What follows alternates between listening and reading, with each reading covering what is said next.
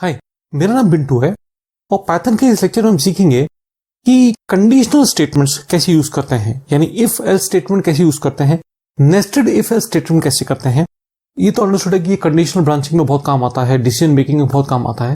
हम with examples करेंगे इसको, ठीक है। तो आइए स्टार्ट करते हैं। इस लेक्चर में हम समझेंगे कि conditional statement if else operator कैसे काम करता है। इसको हम इफ एल्स के अंतर्गत तो समझेंगे ही, हम ये भी समझेंगे कि ये लॉजिकल ऑपरेटर्स एंड और नॉट के साथ कैसे होता है और एक इफ एल्स को दूसरे इफ एल्स के अंदर कैसे नेस्टेड करते हैं, एक के अंदर एक कैसे यूज करते हैं। जैसे ये सपोज एक छोटा सा प्रोग्राम है, मैं इसको रन कर रहा हूं। देखिए ये देखिए कह रहा है मार्क्स डालिए। सपोज मैं डाला 70 तो स्क्रीन पे लिखा फर्स्ट डिवीजन। सपोज मैं डालता हूं वैल्यू 50 तो लिखा है सेकंड डिवीजन। आप देख रहे हैं, यानी प्रोग्राम आपसे वैल्यू पूछ रहा है और उसके अकॉर्डिंगली आउटपुट दे रहा है। ऐसे कुछ प्रोग्राम्स हैं। सिर्फ यही नहीं, हमको ये सारे प्रोग्राम समझने हैं, तो आप वीडियो को एंड तक देखिएगा, ठीक है। चलो स्टार्ट करते हैं। अच्छा, इसके अंदर मैं आपको ये प्रोग्राम सिखाऊंगा। जैसे पहला प्रोग्राम शुरू करते हैं। ये पहला प्रोग्राम ऐसा है जो ये कह रहा है कि भाई यूजर से मार्क्स डलवाइए। अगर यूजर 60 से ज्यादा डालता है तो स्क्रीन पे लिखा है फर्स्ट डिवीजन, और 60 से कम डालता है तो स्क्रीन पे लिखा है सेकंड डिवीजन। अब ये इसका प्रोग्राम है। पहले इसमें एक चीज समझना जरूरी है कि बाकी लैंग्वेजेस में, लूप्स में या इफ एल्स या जितने भी कंडीशनल स्टेटमेंट्स हैं, उनकी जो बाउंड्री थी वो opening braces and closing braces से डिसाइड होती थी।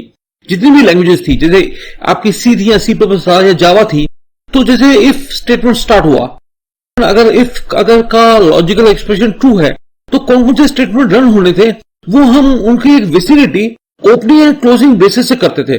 पाइथन में ऐसा कुछ नहीं है। पाइथन कहता है अगर ये इफ स्टेटमेंट का ये स्टेटमेंट रन होना है, अगर ये इफ का ये लॉजिकल एक्सप्रेशन ट्रू है, तो ये इंडेंटेशन आप देख रहे हैं, स्पेस, ये जो टैब स्पेस है, ये जो इंडेंटेशन है ना, इससे ये पता चलता है कि ये इफ का हिस्सा है और ये इंडेंटेशन बताता है ये एल्स का हिस्सा है। गौर से देखिएगा ये प्रोग्राम कैसे काम कर रहा है।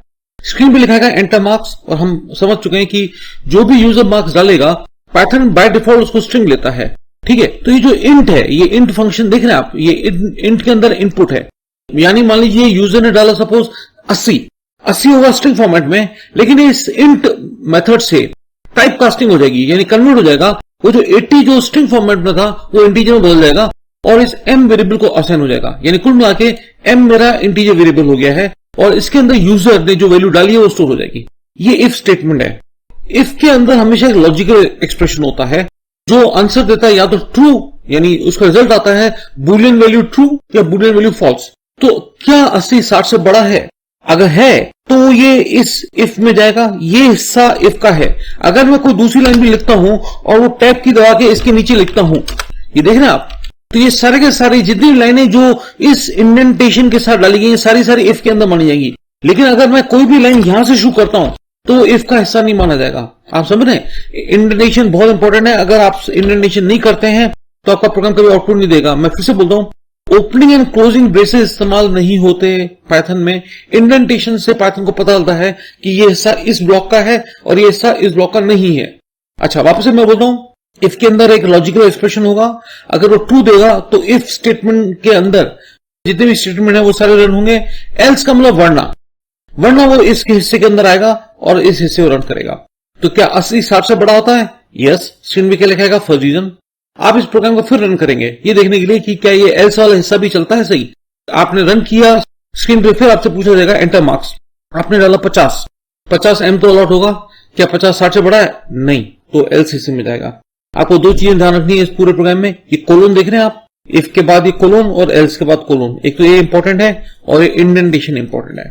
तो मैं इस हिस्से को कॉपी करता हूं और हमारा स्पाइडर IDE जो हमने पहले ओपन कर रखा था उसके अंदर यहां आके मैं पेस्ट करता हूं, ठीक है जी, और रन करता हूं ये अपना इससे रन करंट सेल से। इधर गौर से देखिए, एंटर मार्क पूछा जा रहा है मेरे से, ठीक है ना। तो मैंने डाला सपोज से 70, क्या लिखा है? फर्स्ट डिवीजन, ठीक है जी। फिर रन किया मैंने, वैल्यू 60 से कम होते ही ये आपको मैंने डाला सपोज 59, देखो सेकंड डिवीजन। यानी प्रोग्राम बिल्कुल सही चल रहा है। अब हम आते हैं नेस्टेड इफ एल्स। देखिए गौर से, ये क्वेश्चन क्या कह रहा है कि यूजर से मार्क्स डलवाओ। अगर मार्क्स 60 से ज्यादा हैं तो स्क्रीन पे क्या लिखा है? First division. अगर मार्क्स 60 से कम है लेकिन 45 से ज्यादा है तो स्क्रीन पे लिखा है सेकंड डिवीजन। और अगर 45 से कम है तो क्या लिखा है? थर्ड डिवीजन, ठीक है। तो ये नेस्टेड इफ एल्स है। कैसे? देखो, ये इफ एल्स का पूरा ब्लॉक देखिए मैं फिर से बोलना चाहूंगा, इफ के बाद कोलोन और एल्स के बाद कोलोन, ये जरूरी है और ये इंडेंटेशन जरूरी है। ये एक इफ एल्स का पूरा ब्लॉक मैंने एल्स के अंदर लिख दिया है, ठीक है। आप ऐसा इफ के अंदर भी लिख सकते हो। एक इफ एल्स को अगर जब दूसरे इफ एल्स के अंदर लिखोगे उसको नेस्टेड कहते हैं, एक के अंदर एक। नेस्टेड का मतलब होता है एक के अंदर एक, ठीक है। तो मैंने इस इफ एल्स को इस एल्स के अंदर लिखा है, ठीक है जी। चलो रन करते हैं इस प्रोग्राम को। एंटर मार्क्स, सपोज यूजर डाला सपोज 70 एम को मिला। क्या 70 60 से बड़ा है? यस। स्क्रीन पे क्या लिखेगा? Four region. अब क्योंकि वो इफ में गया है तो एल्स में जाएगा ही नहीं, फिर वो एल्स को पूरा बाईपास करके बाहर आ जाएगा। आपने फिर रन करना है। आपने इस बार डाला सपोज 50 एम को अलॉट हुआ। क्या 50 60 से बड़ा होता है? नहीं, तो एल्स में आया। एल्स के अंदर ये इफ एल्स स्टेटमेंट रन होगा, ये फिर लॉजिकल एक्सप्रेशन कंपेयर होगा। क्या 50 45 से ज्यादा है? ट्रू हुआ तो इफ के अंदर जाएगा, नहीं हुआ तो एल्स में जाएगा। यस, 50 45 से बड़ा होता है, स्क्रीन पे क्या लगाएगा? सेकंड रीजन, बाहर आ जाएगा, इस एल्स में नहीं जाएगा फिर वो, है ना। आपने फिर रन किया, आपने इस बार डाला मान लीजिए 30 एम को अलॉट हुआ। क्या 30 60 से बड़ा है? नहीं, इधर आएगा। इसके अंदर अगेन इफ एल्स है। क्या 30 45 से बड़ा है? नहीं, तो स्क्रीन पे क्या आएगा? Third region. बिल्कुल परफेक्ट प्रोग्राम है। इसको कॉपी करते हैं, इसको डिलीट करते हैं और यहां पे इसको पेस्ट करते हैं। आप चाहें तो किसी भी प्रोग्राम को सेव करना चाहें तो आप फाइल में जाके सेव एज करके इनका नाम दे सकते हैं। अगर आप चाहते हैं कि प्रोग्राम में डिलीट नहीं करूं, आप इधर नाम देते जाइए। जैसे मैंने इधर लिखा कंडीशनल स्टेटमेंट या डिवीजन प्रॉग, तो जैसे मैं सेव करूंगा वो डॉट पाई करके सेव हो जाएगा, है ना। तो आप उसको बाद में इसको ओपन करके इसको देख भी सकते हैं।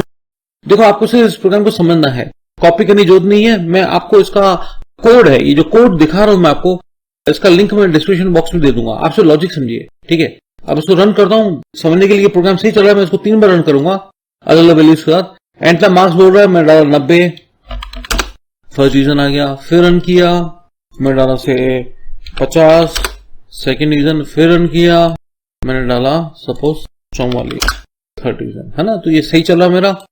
अच्छा, एक चीज और, ये जो एल्स है और ये इफ मिला के पाइथन ने एक स्टेटमेंट बनाते हैं एलिफ। ये देख रहे हैं आप, इफ एलिफ एक शॉर्टकट है इस नेस्टेड का। देखिए इसको लॉजिक को समझिए। यूजर ने मार्क्स डाला, सपोज डाला 70, एम कॉल आउट हुआ। क्या 70 60 से बड़ा है? बिल्कुल, फर्स्ट रीजन में चला जाएगा, एलिफ में जाएगा नहीं। एल्स और इफ मिला के एलिफ बन गया, है ना। अब कंट्रोल इधर से बाईपास होकर बाहर आके निकला जाएगा, ठीक है। आपने फिर रन किया, आपने डाला 50 एम कॉल आउट हुआ। क्या 50 60 से बड़ा है? नहीं है, इधर आएगा कंट्रोल एलिफ के अंदर। एल इफ कंडीशन है ना, यानी ये कंपेयर कर रहा है, अगेन लॉजिकल एक्सप्रेशन चेक करेगा। क्या 50 45 से बड़ा है? बिल्कुल, सेकंड रीजन आ जाएगा, एल्स में जाएगा नहीं, बाहर आ जाएगा। आपने फिर रन किया, आपने 40 एम को अलॉट हुआ। क्या 40 60 से बड़ा होता है? नहीं, फिर यहां आएगा एलिफ में चेक करने। क्या 40 45 से बड़ा होता है? नहीं, तो इस एल्स में आएगा और प्रिंट क्या करेगा? Third region. यानी क्या मैं नेस्टेड इफ एल्स करूं या इफ एलिफ यूज करूं, आपके ऊपर है। ये देखा जाए तो इसके अंदर नेस्टिंग नहीं है, एरर होने के चांसेस बहुत कम है। नेस्टेड में आपको ध्यान रखना पड़ेगा इंडेंटेशन किसके अंदर क्या है। एल्स के अंदर है तो एल्स के अंदर आपको इंडेंटेशन करना है। इफ के अंदर वो डाला है ब्लॉक, तो आपको इफ ब्लॉक के अंदर करना पड़ेगा। ये यहां पे पेस्ट कर दिया मैंने। रन करता हूं, अगेन मार्क्स में अगेन ट्रांसफर डालता हूं, फर्स्ट रीजन चेक करने के लिए 50, सेकेंड रीजन, फिर 30, थर्ड रीजन। यानी प्रोग्राम भी सही चल रहा है। देखिए, अगर आपको नेस्टेड नहीं चाहिए तो इफ एलिफ सिस्टम था ही था। पाइथन हमको लॉजिकल ऑपरेटर्स भी देता है। लॉजिकल ऑपरेटर्स 3 होते हैं, एंड और नॉट। एंड का मतलब है और, इसका मतलब 2 स्टेटमेंट जुड़ेंगे, इसमें 2 लॉजिकल एक्सप्रेशन जुड़ेंगे। ये एंड ऑपरेटर आपको ट्रू तभी देगा जब दोनों स्टेटमेंट, जो दोनों लॉजिकल एक्सप्रेशन आपने जोड़े हैं एंड ऑपरेटर से, वो दोनों ट्रू होंगे तो ही आउटपुट ट्रू आएगा। और का मतलब यहां, यानी दोनों लॉजिकल एक्सप्रेशन में से एक भी ट्रू होगा तो वो आपको ट्रू रिजल्ट देगा। नॉट का मतलब ट्रू को फॉल्स करेगा, फॉल्स को ट्रू करेगा, है ना। अपन देखते हैं। तो ये क्वेश्चन जो फर्स्ट डिवीजन वाला है, क्वेश्चन वही है कि 60 से ऊपर फर्स्ट डिवीजन, 45 और 60 के बीच में सेकंड डिवीजन और 45 से कम थर्ड डिवीजन। ये क्वेश्चन है, लेकिन इसको हम कर रहे हैं अब एंड ऑपरेटर से, ठीक है।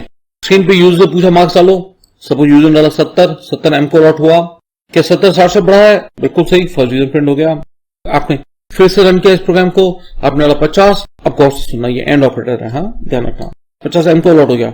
क्या 50 45 से बड़ा है? बिल्कुल, और ये एंड ऑपरेटर है। हाँ, क्या 50 60 से छोटा है?